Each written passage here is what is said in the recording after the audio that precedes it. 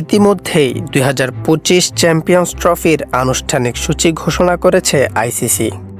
সূচি অনুযায়ী ভারতের সব ম্যাচ হবে দুবাইয়ে, 9 ম্যাচ ফাইনালের ভেন্যু লাহোর। তবে ভারত ফাইনালে উঠলে লাহোরের পরিবর্তে খেলা হবে দুবাইয়ে।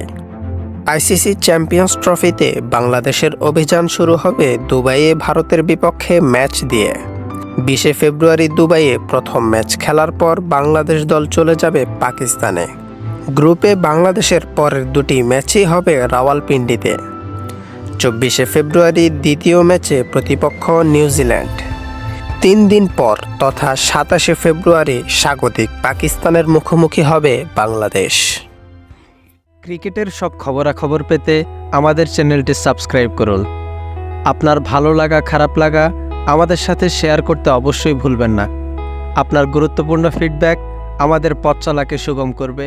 ধন্যবাদ।